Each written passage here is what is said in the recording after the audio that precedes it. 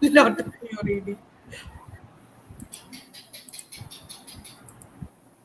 Hello, everyone. Good morning, good evening, good afternoon, wherever you are in place and time. So we are back again, and especially I'm back again after a long time. And we have with us a beloved guest, Mariya. As you all know, that Mariya is joining us all the way from Kerala, India. And today she's going to talk about a wonderful topic very near to my heart, and I think very near to the heart of all the PYP teachers. Saying that, I would say that inquiry is not only for PYPers, inquiry can change the face of any classroom. Because what we do in an inquiry based classroom, we activate the prior, the prior, what should I say, natural curiosity which everyone has as a child. So I would love to hear more from Mariya. Over to you, Mariya. A very warm welcome to you again.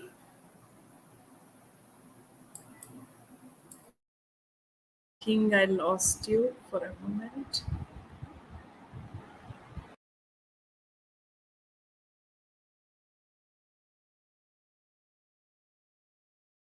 I think there is some network issue. She's joining in a while. Let me check.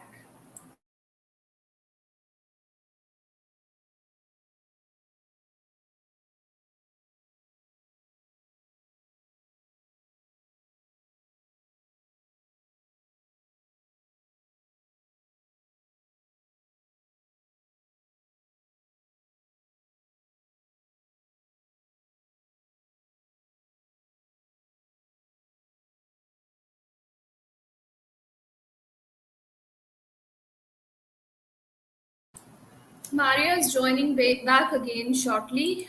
She moved out because of some network issue. She's here. She's here with us. Very much here. Yes, I'm very sorry, It's everyone. okay. It's okay, Quick Maria. plug-in issue. So let's thank you, Ms. Asna, for that kind invite, and again, give a meeting, giving me an opportunity to meet all the educators worldwide supporting the teaching tribe. So, as Asna was mentioning, this topic is very close to my heart as well, and inquiry based learning is not only to support PYP, now that it is very well emphasized, discussed a lot across the world, and it's been recommended to support in any curriculum because it has proved its significance and importance of how well we can develop, facilitate learners in the classroom, and the learner outcome after the long journey in the process of inquiry in the classroom has proved that how well the children are holistically groomed and skillfully developed, their knowledge, their individuality, their attributes, skill, and very well performing in the way they want to be in the world. And now I'm going to share the presentation that I have prepared to share a few of my views.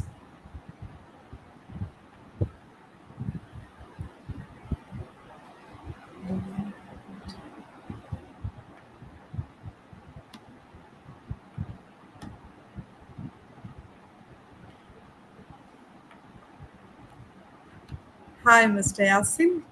Thank you for coming in. Okay, so are you able to see my screen? Yes. Yes, your screen is visible, Maria. But Yeah. you need Okay. to put it on presentation mode. Just try that. I'll try. Is it good? Miss Asna, is it coming? Yeah, no, it's still not in presentation mode, but you carry on. Let's see. Okay. Is it moving? Just try that. Move to the next slide. Yeah, it's moving, but the text is quite small. So Okay. yeah, you're not yet on presentation mode. Now? Uh, yeah, it's better. Better? All Yeah. right. So, little more detail. So, I'm going to talk more about the inquiry based learning and teaching process in the today's classroom and what is relevant. Um, I try to, this time it's more of self reflection and originated from my own experience learning and my reading, and I tried to craft a few of the objectives for us, So this is basically proved from my conscious. So what I thought is, from this exchange of information today, I try to achieve these things. I'm trying to achieve to understand the theory about the inquiry based learning, to apply the inquiry based, that is IBL is a short acronym, in the classroom by reflecting on its actual purpose, to consistently plan the stages of inquiry in a meaningful way that benefits learning and teaching, to accept and apply the roles of an inquiry teacher in your classroom, to deepen the knowledge of principle that guides the IBL, which will justify its implementation in the PYP classroom. Why I brought these type of objectives is, it's another best practice that we have to do when we start something to implement or focus on teaching and learning in the classroom. And if we are able to identify its purpose and objectives by a statement or by fullest meaning and try to justify before we start, it makes a lot of sense to us. So the last objective, if you say, the deepen the knowledge of principle, you might be thinking, why theory, why principles?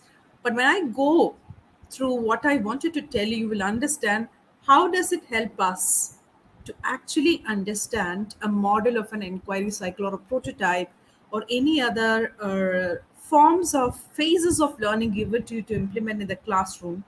If you have your basics right set and understand how it works, what's the theory behind it, what's the background of inquiry, how do we look at it, sounds like, feels like, you know, that helps a teacher to move on. When I started my teaching career, I directly moved into a classroom trying to explore learning a lot of things of PYPL, and slowly I started growing each one of the elements. And it took a while. Then I felt, I wish if somebody could give me that basics of inquiry, or a teacher's asked to be told and taught the basics, or the plan, the theory, the frameworks. Then if we move yourself or a teacher to the classroom, you can see much efficiency and confidence in practice. That will motivate a teacher to be a PYP teacher, an inquiry teacher, be it any curriculum. That's the reason I brought in these type of objectives and a self-resonated plan in this presentation. So, what are the topics that I'm going to discuss today? It's formulated in four topics, four divided under four categories. What is inquiry-based learning? Second point is instructional setting of IBL, types and models of IBL. In that itself, since I'm talking about it, I also believe I should be a true practitioner to tell all of you. So I've tried to broaden my own way of inquiry based planning lessons in the classroom, and few samples and models that help me to build those prototypes and lesson plans in the class. And then I am open to questions. I'll be moving little faster so that teachers can discuss and ask questions, and we will have an lot of exchange of information and reflection about this presentation. So what is this inquiry based learning? I'll be focusing more on the principles that guides us. So why principles? As I said, we need to understand the basics that governs or guides the plan, or why this phase is why it is a process, and why in every process and phases we need a plan, we need an objective, and why we need to focus so many other elements to be achieved, and why we are able to achieve those things. So in 1960 this idea started. The father is John Squat. So what he's trying to say is, or what he has understood is, humans are able to learn, explore, and investigate naturally from the social experiences, and also they are tend to solve problems in given scenarios. That's a natural normal tendency of the human being, the learning ability of the human being. From there, he started brewing these ideas. If that's the same way that is executed and implemented in a classroom, then what can be better not happen, rather than any other strategies. So let's see how it works. Maria, excuse me. Can you Yes. try the slideshow mode? Because screen is still not clear. I can see the comments. Screen is not clear. So just Now, try clicking on the slideshow. Will it work? Give me a minute. No, now the presentation is out there. Slide. All right. So again,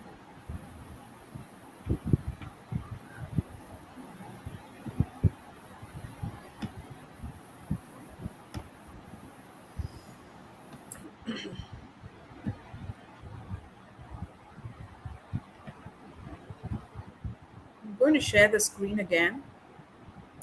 All right, let me put it up again. Um, yeah, it's better now. Please move on. Okay. So um, you may focus on my explanation. This time I haven't made it more wordy or theoretical in the slides. Rather, I'll be resonating more on what is my reading and what I experience when I've been an inquiry-based teacher and facilitating the learners in the classroom. As I mentioned earlier, John Squab was the first person to think about it, and we have understood the nature of human beings, the ability to learn, explore, experience, and experiment, and the tendency to develop a problem-solving attitude towards certain scenario. Problem solving can be any. So, where am I leading you to here is this thought led to the first methods of inquiry-based learning in the classroom, another kind of discovery learning. So, what was the highlight here is what is the idea of memorizing printed material versus conducting an investigation type of learning in the classroom? What happened there? If we all reflect, what happens to the children rather than memorizing, what happens when we are let them to conduct, explore? Look at a small child when he's given something to explore, like a play base or a clay or anything. Imagine his curiosities. So the idea has enriched with the results saying that this type of investigation or inquiry based experiences in the learning environment satisfied the curiosity of the children and broadened the knowledge and the way of questioning about a concept or a fact or anything that they experienced in the classroom. Memorization of that material or a book stopped learner after doing that, but in an inquiry way, it led to broaden or deepen the knowledge. It led the children to question the educator. It led the children to formulate questions where teachers went back had been forced or reinforced to go back and then look for the claims that whatever they were saying. This led to originate big ideas, and how well and how well and how very theoretically and practically the inquiry based classrooms have been emerged in this 21st century, and that led to the emergence of many other models being derived by like Murdoch, Rachel French, and many models. And last presentation I've mentioned about we making the prototypes. So in my presentation, this will also guide you to think about making prototypes. That's where the principles are going to help you. Moving forward, so this is what I've been saying. When you leave the children to experiment, explore, and investigate, and the inquiries are designed such a way, if we ask, Jupiter is the biggest planet, if somebody finds out why it is, yes, we support them with resources, we integrate the classroom with technology, many other learning resources that they go and support, they go and find out the information to support the claim or support the teacher, support an answer to the teacher. Imagine, for example, there are many children who's actually trying to understand the same question, coming up with different perspectives and answers. And imagine the enrichment in the classroom with different and various type of information. Imagine the depth of learning happening in the classroom. That's the whole idea of inquiry-based learning. Theories. Venus have a very beautiful name. It may be a simple claim by a student, but then we can ask him to investigate. Why you think that's a beautiful name? Would there be a reason for it? The next one is recording it, and then many other tools. So this is a kind of example that I wanted to bring in here.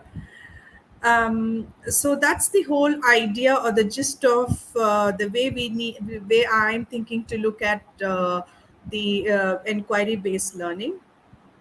So, coming to my first agenda today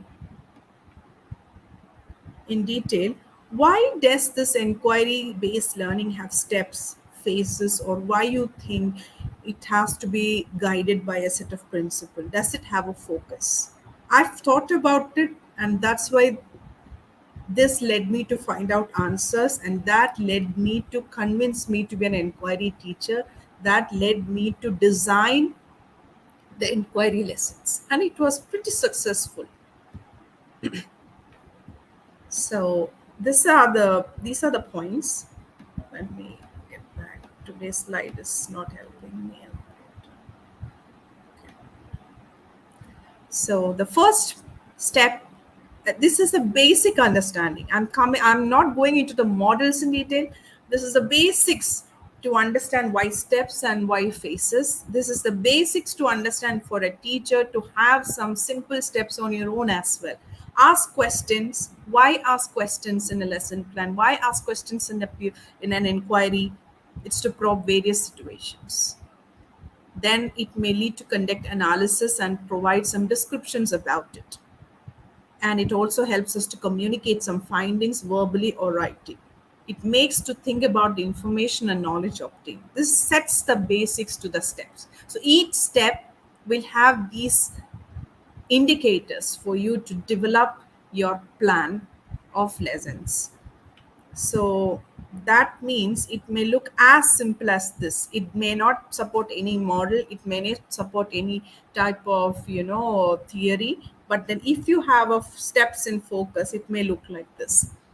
Learning to inquire can be interesting. Do you know how it can be made by a student? It looks like it can be made by a student as well. The provocations generate enthusiasm in students, motivating them to think what is next. Observations helps us to collect data. Asking questions is very important when doing an inquiry. Use the right tools to conduct the right inquiry. So these are the things that you may look for and think for to design the phase or put in the idea in each phases to develop your lessons. As I spoke about John Dewey, this is a person here. You can go to the internet. His ideas his ideas is available, and the model is available. Literatures are available. Each of these indicators reflecting on the process, as I mentioned in my introduction, inquiry based lesson plans learning is a process. It's not a practice, it's not a product. It's a process. It takes time in length and time. But in each phases, in that process, we will have a we will be able to achieve a good teaching and learning outcome there. So that's why we say that it has a steps. It will have a set of principles to guide, and then referring to different models from where it originated and why will lead us to design this inquiry-based lessons very effectively. So I'm not going into the detail of this inquiry models.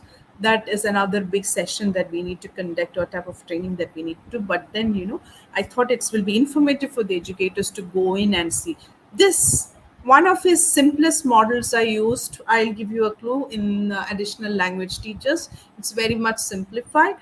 So as I mentioned last time, it's not that one particular inquiry cycle is used in unit of inquiry and teaching any concepts. You can blend and use different types of inquiry cycles or phases as the way you want, as far as you're able to justify the phases. So this process, reviewing the type of inquiry process, will lead you there. I'm going in detail to the principles. So before you go in and understand the different inquiry-based learning models, approaches, let's have a deep understanding of some principles that will govern our practices. That is equally important for the teachers and learners. It will be very good if we can co-construct the same language throughout the continuum of all the grades by the school leaders and administrators, so that the practice will have there will be common shared best practices. Children will be able to link these best practices throughout the grades. So it's good to develop these dialogues in the school setting as well. So the principle number one, learners are at the center of the entire process. You are able to resonate with the PYP model now, learner-centric approach. See, these are the ideas that emerged that led to the concentric PYP model there. So these components, these elements from each thing that I'm telling you, you will be able to connect to the PYP model very well. So learners are the center of the entire process, while instructors, resources, and technology are adequately organized to support them. Most of the inquiries, classroom looks like that, and we are expecting not only in PYP. I think most of the curriculum prefers this. Children need this. So there's an example, and I'm sure all of you are able to connect this inquiry classroom very much how it should look like. Where is the teacher placed here? Here. Almost how my content children are very active doing multiple engagements and very busy learning. So that's principle number one. So principle number two, all the learning activities revolve around information processing skills. Theoretically, understanding about the information processing skills is intense. You're interested, go into the literature. This term is very famous in any research articles, even in the learning about neurodiversity, neuroplasticity. There are many models, but for the simple understanding, I have brought a small model here: sensory information, working memory, long term memory. So, it's connected to some memory processing. Okay, so information processing skills are natural. It happens simultaneously in the classroom when you teach, but it does all your engagements definitely touch the heart of the information processing skills of your learners. Remember that by observation, by reflecting, you will understand that in the long run.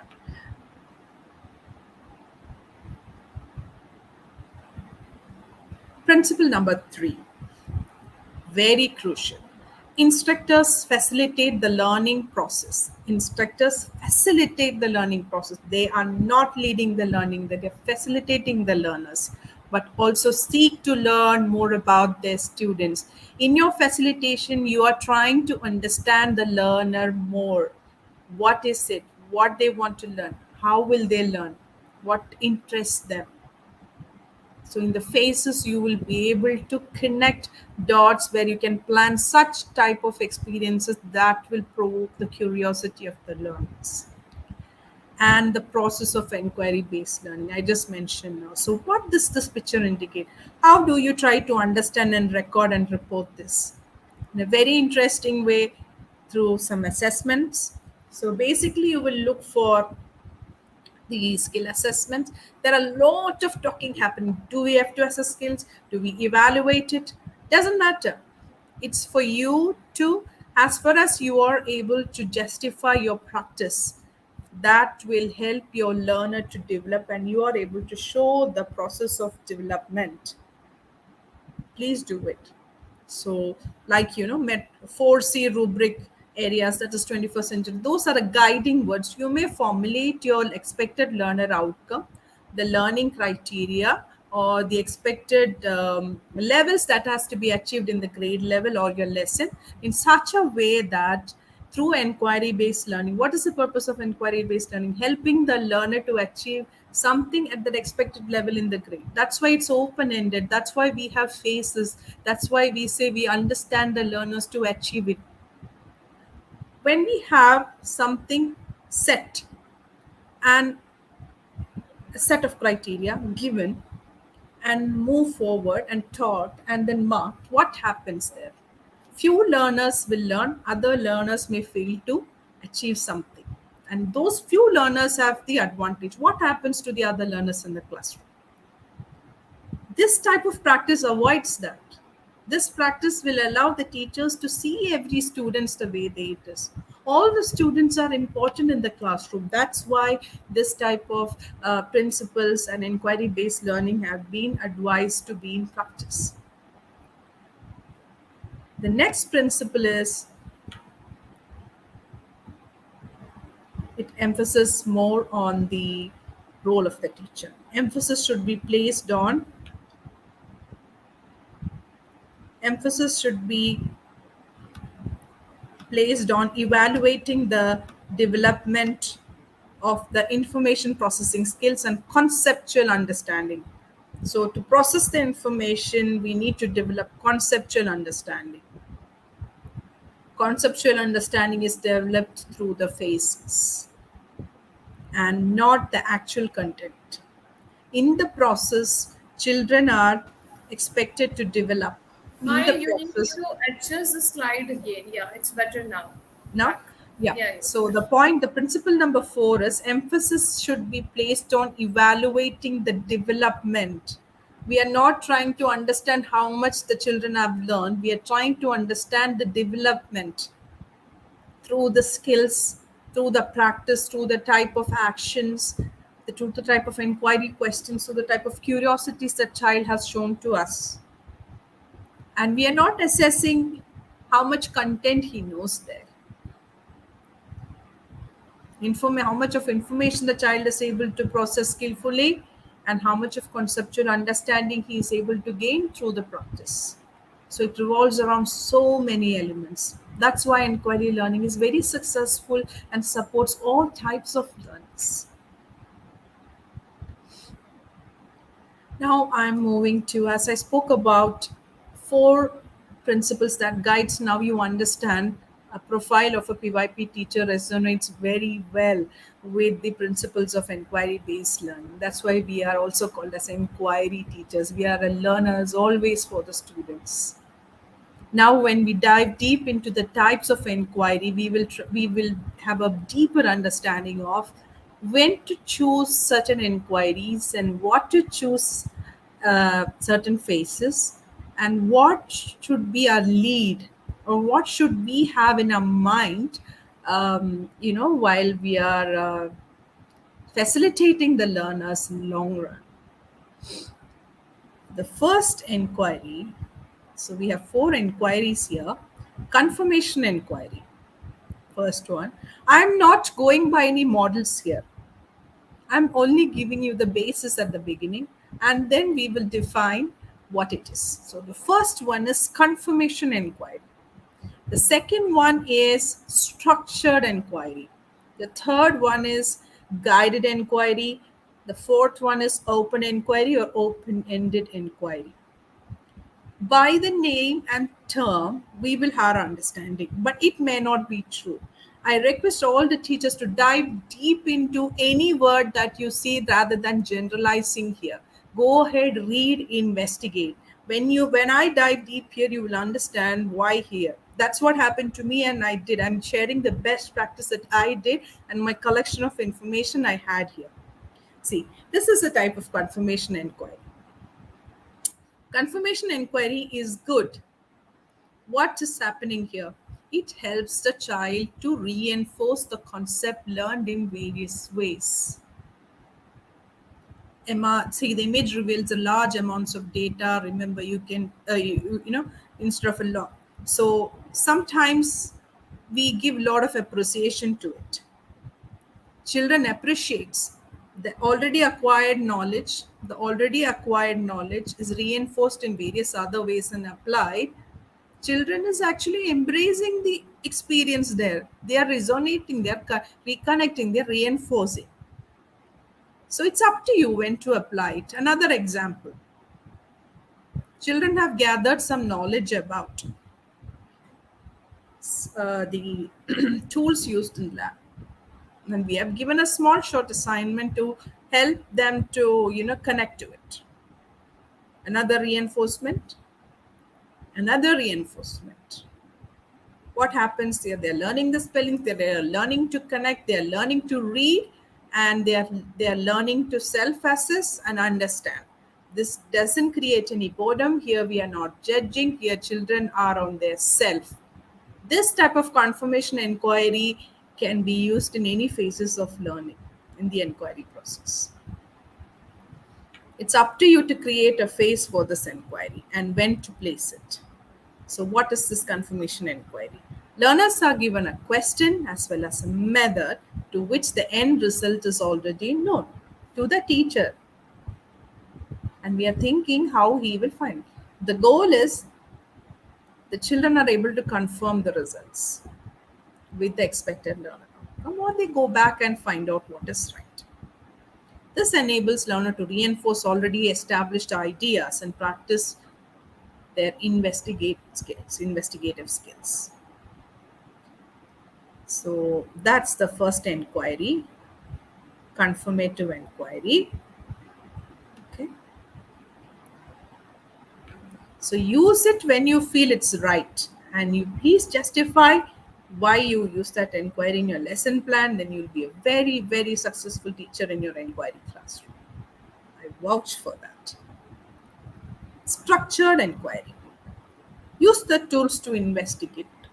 Knows some experiments, or a teacher knows so many things that have been done in the classroom. We have given all the things. It's up to him to investigate and choose some type of experiment. Are you able to reflect? I wish I could talk to teachers and try to get some reflections. However, I like if you think at the moment why I brought in this. Characteristics of the tools. I might have taught a science experiment or related to the basics to chemistry. And then I want children to, put their ideas in this matrix here. If I have given the content here, I would have lost the purpose. It would have been so direct. Instead, I removed the purpose here, and I wanted children to write the purpose of the tool name. For each purpose, they may have some tools as well. That's why tool I've brought. Depends. It's again a structured way. It's an inquiry as well as looks like an assessment. It depends how a teacher wants to use it. So let's understand what's this now. Structured inquiry. Learners are given the question and the method of achieving the result. It could be anything. This is only one idea that brought in out of millions, but it could be anything. The goal and the learner outcome is to provide an explanation that is already supported by the evidence gathered during and through the investigation process. Through the investigation process, through the learning process, learners must have had any number of evidences that's been collected and gathered to, to do another way to reinforce the results, or to try something new. It's structured and well monitored under the teacher's guidance there, but it is still an inquiry. You have seen why it's an inquiry. I've left it to the child. Let's go to the very interesting. So, from the confirmative, structured, guided inquiry, mostly preferred inquiry is what people say. Yes, I do support everybody's idea, but I would say it should be a blend of inquiries happening in the PYP. Train children for different varieties of inquiry that will lead them to have their ways of learning, ways of adapting to the inquiry, so deriving new inquiries of their. So bring in a creative way to look at inquiries in the classroom while you plan your units, teachers. So guided inquiry, learners inquiry process. So sometimes I want the learners to test the claims. I might give a model. So here, learner must have given some indicators or claim, and they'll be testing through a process. Or if some learners are good at writing their own process, I might give the process, or they will give me the process. It's guided. Sometimes it's open-ended. It could be blended. Alternative resource. I have so many resources given. He could investigate anything. If he has chosen to go to the lab and do an inquiry today, there are a lot of options for the learners, but it is structured very well that learners are choosing some resources to investigate and giving me the claim, or claim given by me. Claim is nothing but something that has to be investigated to achieve the purpose of my lesson plan, unit plan. So what is this? Guided inquiry. It's not, never generalize about the definition of inquiry. That's why I'm diving deep into this, teachers. Learners are only given a question. It is only a question. The goal and expected learner outcome is to design the method of investigation and then test the question itself. This type of inquiry is not typically as structured as previously mentioned forms. It's not typically structured, but you can read a lot about it, dig deep into the ways of doing guided inquiry and design a guided inquiry very innovatively. It works well, but it's you who has to decide when to do which type of inquiry and for its purpose. Trust me, when you adapt your inquiry type of inquiries and the knowledge of inquiry, your inquiry based classroom will be even more interesting for you and for the learners. So it's all about the knowledge that we need to have before walking into an inquiry classroom itself. So what is this inquiry into a world? It looks very big, and they're wondering and they're discovering something on its own. And I am having this kind of reflection with the students. This is by Sylvia Duckworth. It's very famous model here. What will I learn? What will I create? What will I love? What are my interests? How can I make it? These are the things. It's basically project based. It's purely student led inquiry. Purely student led inquiry. This type of model helps teachers to guide your students. They will become an awesome inquirer, connecting to all other attributes of the learner profile. If you really deeply reflect on each learner profile, that will support you to design your lesson plans. Each learner profile under that the descriptions are very clearly written to support your lesson plans that resonate very well with the phases of inquiry. Try out, teachers. I would love to hear reflections in future. Trevor Mckinsey, another very famous teacher who has inspired and openly, shares his views about the inquiry and written very well about unfolding this idea a lot. So this is one way to understand inquiry. So dive deep into his writing as well. So see, he has written very well with the model types of student inquiry: structured, controlled, guided, and free inquiry. It's up to the teachers to take the support of these information and models. So when you have your basics right, when you understand the principles, when you understand the types of inquiry itself, and then you go to these models developed by the teachers, then you are able to resonate well and connect the dots, and then design your inquiry. You may follow the same model, you recreate the model, you can give a similar new definition to support your inquiry and design it. It's a very innovative space, I would say, the planner that is given to a teacher to design the inquiries that makes a child's life really interesting. So now I am moving to the approaches in the instructional setting for IBL. Now that we have discussed the principles, I have brought in the way the types of inquiries can look like that will reflect your lesson plans, which will parallelly help you in assessments and also in creating the curiosity and experiences in the classroom. But then this should also be supported the way you approach your classroom. So what you can do. Approaches reflects a lot. I will read out very carefully. Inquiry based learning can give instructors the opportunity to allow students to fully explore problem scenarios. Each student, if you plan the inquiry the best way, you can achieve that each student is exploring to the fullest. That's why you have a lot of choices in the classroom through differentiation. Various levels can be taken care of. Each student can be taken care of at his level. Learners not only learn from the results, when you take the learners through the process, it has a lot of branches. Learners through the process itself. We don't have to wait for the result. We see that visibly in the classroom. Learners are encouraged to ask questions. Very, very important. A lot of freedom is given when you spark the curiosity in the classroom, because teacher speaks very, very less in the inquiry classroom. And very good inquiry classroom is such that students are more active, and finally teachers have to speak very less. That's the sign of a good inquiry classroom. Make the environment ready with respect to planned inquiries and satisfy the curiosities of the learners, leading to ask inquiry questions to test the expected claims. So we have to be ready and prepare the classroom setting for it. Only then we can make it. For that, collaboration is important, teamwork is important, creating the common language of best practices across the school, from admin to teachers to everybody, is important.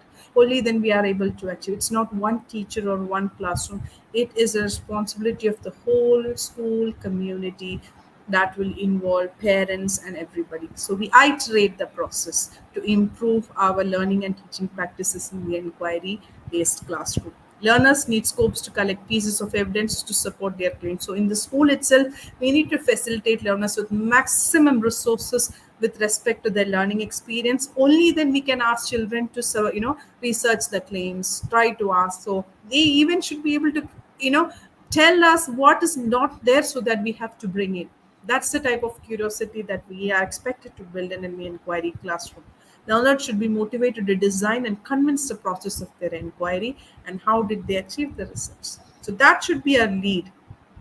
In the PYP continuum, during the culmination year of grade 5, from the EYP itself, that should be our lead. Is our learner capable of doing an authentic inquiry through the ATLs, having achieved the attributes in grade 5, telling us the whole process?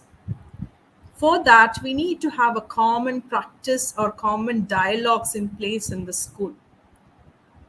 From the lower level to the continuum, if all the teachers have the ways of doing in different ways at different levels, scaffolding their ideas and thinking process through very good routines, it works.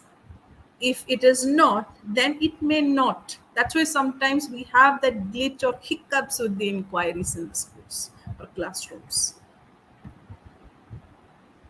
So when you have that own inquiry given, students may choose the same claim, but they may have different types of outcomes, and they collaborate and they share. you know I have to thank Ali. I've been closely talking to Ali. Ali is very famous and a wonderful trainer and expert in PYP. He speaks from the heart of how we have to make it very experiential in the classroom. So that's what he says. Don't give them the information at all. Let in groups, they explore, they talk, they divide and come back and reshare the information, so that they come to a conclusion with with each other, and they talk. Lot of information is processed, lot of discussion, collaboration. Teacher can't imagine the type of knowledge they have already gained beyond what we have thought. Then we are leading the learner to what we wanted them. So that is inquiry classroom. So this is just a sample. They must have done the same experiment, and then each of them must have come up with their own hypothesis and discussing why, what, when, how did it happen, why this way for you, why that way for you. They're learning 3 different concepts there. So that's another sample that I tried to bring in. So this is a simple graphics, for me to communicate to you, but it is beyond that. You have to think beyond that, dive deep into it. Now I'm coming to the models. I have brought in few models in between of questioning and John Dewey initially, so that we don't get saturated by seeing all the models at one go. I have brought the inquiry-based model to guide teachers on the one end, and the cycles for planning the unit on the other end. So both has to be both has to go together. So I'm going first with the inquiry-based learning for teachers. So this is not only one way, but I like to indicate few things here. So when you plan an inquiry, just go through this process. So interaction, clarification, questioning, and design. So when you go to this model, 4 phases of inquiry-based model, it will guide you. With each phase will have a tone, each phase will have a student indicator, each phase will have a teacher indicator that will lead you to plan your lesson. So I'm not going to explain everything, because you would be able to read this, and it is it's available in teacher thought, or otherwise also in the Google. If you Google it, you will get this. And another model, simple questions. So these are the models that you can take the support to actually craft your guiding questions or inquiry based lesson plans while planning the unit. I have a sample from my resources that I used to store, where there were great shares been happening from 2000 onwards. But this is one of the share that I have with me.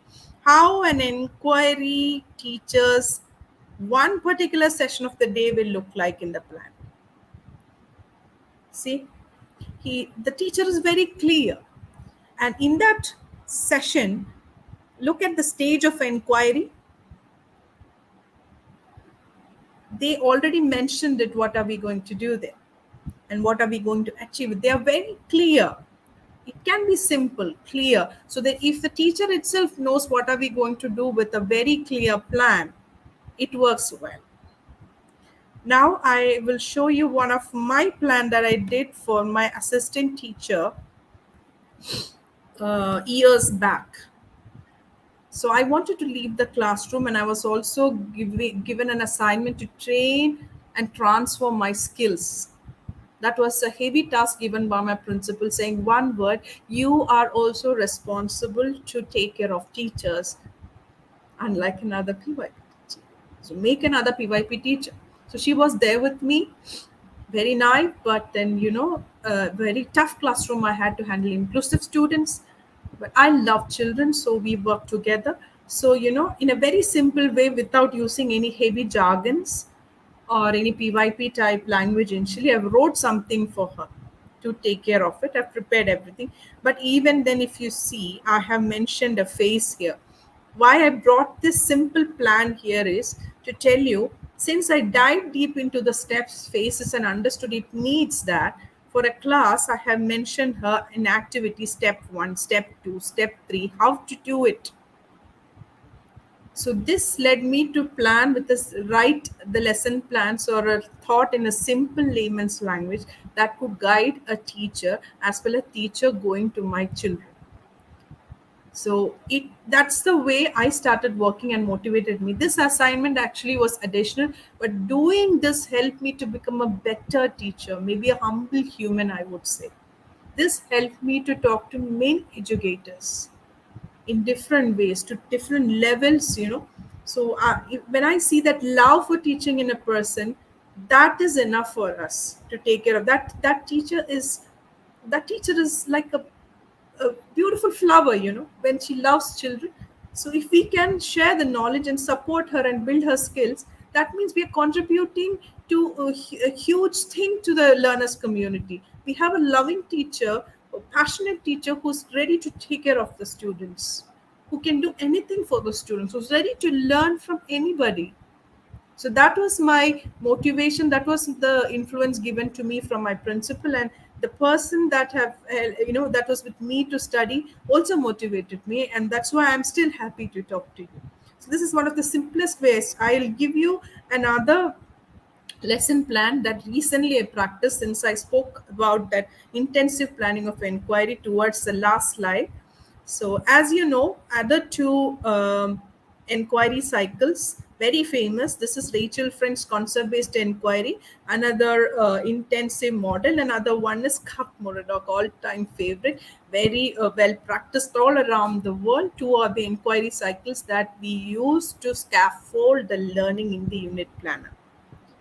Have you anybody wondered why unpacking the inquiry cycle to the learners? I wonder. This should be your answer then. Utilizing an inquiry cycle in the classroom provides a clear framework from which teachers can develop a shared language with students about the learning process. We need to discuss the learning process with them. That's why unpack your inquiry cycle. The children knows the process. That's when they will lead to their own open-ended inquiries. I discuss a lot about the process to my children. They ask me, what are we doing today? Later on the third and the fourth unit of inquiry, they tell me then. If they don't tell me, I have understood that phase I've planned is not the way they are resonating or reflecting. I go back then. That's what happens. Students are our signature. Students guides us, helps us, evaluate us. So again, I brought another important point: an assessment for learning. Why and where? Have you wondered in unit of inquiry where and why in the assessment for learning? The process of inquiry learning is non-cyclical and non-directional, though it has arrows, meaning that inquirer may move in and out of the phases of depending on where they are in the learning journey. That's why I mentioned earlier, learners can't, if all learners cannot move in equal directions. Some may move back, some may move forward. So assessment for learning helps us to track this. That will help the teacher to report the learning. Teacher has to have that in practice. That's where assessment for learning will act effectively for mapping the inquiry process for the learner and support the inquiry learner. So this is my sharing of inquiry learning, and I like to show you another lesson plan that I have formulated uh, a model during the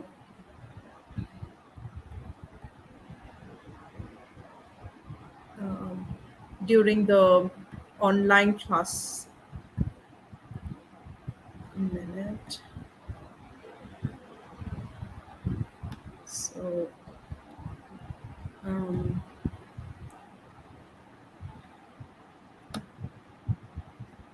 Miss Asna, are you able to see my screen?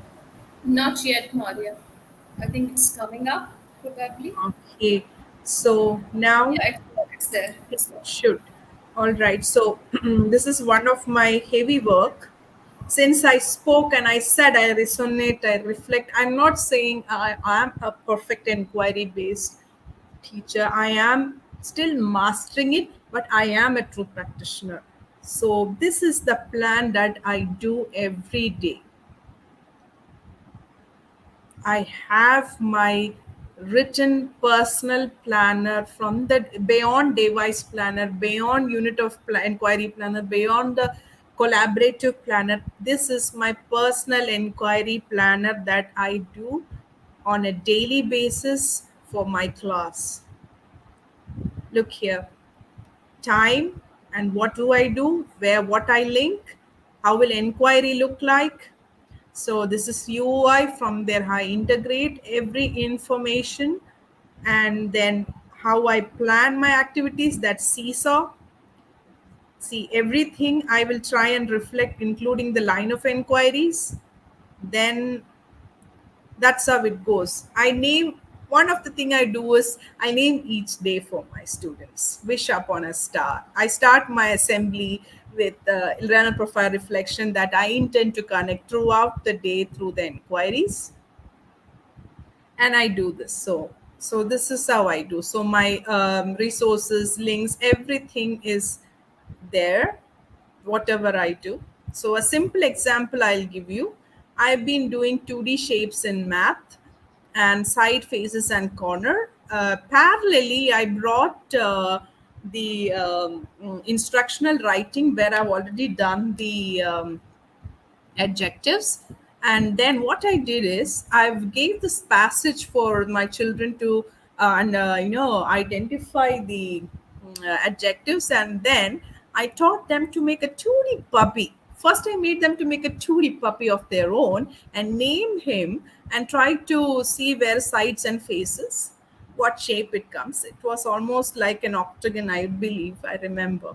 And then we worked together. It was a wonderful learning day that day. So that's how I try to integrate and connect. And this is how it works. So the planner is big. I wanted to show you it just throughout the whole unit of inquiry. I work like this, and I am very particular about this. And this practice helped me to strengthen my teaching and learning, go back and evaluate and support my students. So thank you, listeners. This is my reflection, learning, and about inquiry based learning. So it is a much bigger and bigger topic. Diving deep into applying inquiry cycle into the learning unit plan. That's altogether we need another hour or a big training. But I hope so much of foundation that I've set for the educators have helped you. Thank you. I'm open for questions. Thank you, Maria. It was wonderful. So I have some appreciation and praises for you. People are recognizing you. Say he is a very regular viewer here. So Yasin is welcoming you. Is Thank welcoming you, people. Asin. Thank you. We have Hi. Bindu Bose. Yeah, We she have is my sister-in-law. She's a passionate teacher. Priya Ocha. We have then again Zenia from Bangladesh saying good evening. We have Sargam Singh from Gurgaon. Hello, Sargam. Then we have Payal from Kolkata. She is one of my ex-colleague. Okay. Hello, Payal. Happy to We be have Nilofer from Tanzania. Tanzania. Oh, happy to see you, Nilofer. Then Yasin is finding your presentation very informative. I'm honored. Thank you so much. Bindu is appreciating your presentation. It's very helpful. Then we have Bindu saying wonderful. And then Yasin is appreciating you, charming personality. Thank you so Okay. much. All right. So if you have any questions, guys, please do drop in the chat box, and Maria is here to answer the questions, whatever she has presented. Other than that, if you have any other questions related to inquiry-based learning, she is happy to help you out. So do jot Yes. down the questions in the chat box. Maria would love to answer it. In the meanwhile, I would just like to give Maria a small token of appreciation that I always do for all the viewers, for all the presenters, sorry. So this is for you, Maria, from all of Thank us you. at TPS Private International Community. Thank you so much for sharing amazing information. And Doctor, the entire session was a reflection of an inquiry-based teacher. So that was amazing because we learn more from experiences, right? So it was Yes. wonderful seeing your learning experiences, like inquiring into inquiry, I should say. So it was amazing. And for the viewers, I have the exit ticket link. So the moment you fill the exit ticket, you will get your certificate as token of appreciation from us. Another thing that I would like to talk about, we are open for more educators to come over and take the session. So I am getting a very good response after circulating this form. So already there are many people, those who are, volunteering to take up the session. So I am dropping another link in the chat box. Please feel free to fill that form if you want to be a presenter. Also write down the tentative dates and the topic of your presentation. So I would be happy to help you out to bring you here, like Maria. So this is a platform for all of us where we can learn from each other in an environment which is fearless, and feel free to share your area of expertise and help the educators. We have again Shilpa Banerjee. Hi Shilpa. Shilpa is joining us from Bangalore, and she is a new PYP facilitator. And thank you. She is thanking you, Shilpi Banerjee. I think. Shilpi, you made my day. Thank you so much if I have contributed to your knowledge to PYP. Wish you good luck. Your passion and your love for learning will definitely lead you to where you want to be, Shilpi. Yeah. The first thing is to start, right? You all have started being Yes. a PYP Yes. teacher, and this journey will lead you somewhere where you will feel Definitely. good, just like Maria. Like we all have a bunch of challenges, and Yes. it's Beyond it challenges, children will make you fly. It's your yeah. children at the end of the day. Learners, learners. All right. So I don't think so. There are some questions coming up, Yes. but if you have any questions, please share it with me using the chat box. I will transfer it to Maria, and we will soon have more sessions with Maria. Next few session, I should tell you about it. We are planning a session with a teacher who is an author, and then we will have again one more previous speaker. She spoke about assessments last time. This time she's going to talk about the writing processes in a PYP classroom. So these two sessions are lined up, And again, I got a very good response from many educators, those who want to volunteer. So if you want to volunteer, please fill that form so that I can have you here. Then, Maria, we have Jaya saying thank you. She is feeling good to see you. Yes, she is my senior teacher. We Wow. work together, and thank you, Jeff, for joining the session. And she's very Then we strong and have Yasin experienced. again, thanking you. Thank you, Yasin, for being there and always supporting the cause. So, thank you, everyone. I would love to meet you all next week. Thank you, Maria, for being here and sharing, such amazing information. And more than that, sharing your experiences. You were very honest in sharing your experiences, and, the kind of learning that you are having is very rich and deep. We are wishing you all the best in your doctorate. Maria is currently pursuing her doctorate and she is doing a lot of heavy lifting. So, we would like to wish you all the best, Maria, and very proud of you. Thank So, you we have so again much. Nisha. Nish- Oh. all right. All right. Saying goodbye to everyone. I would love to meet you all next week. Bye bye. Maria, would you like to conclude the sessions Yes, saying bye bye to thank you so everyone? much to all the educators for joining the session. And I strongly believe that it must have helped to some amount of setting the basics. And otherwise, I'm open to if any teachers would need training or schools who would need an intensive approach to inquiry, we are open to that. Please be in touch with us, or you may contact Ms. Asna. Thank you. Thank you so much, Maria. Thank you, everyone, for joining us on a weekend. That shows that you are really enthusiastic about learning. See you all next week. Goodbye.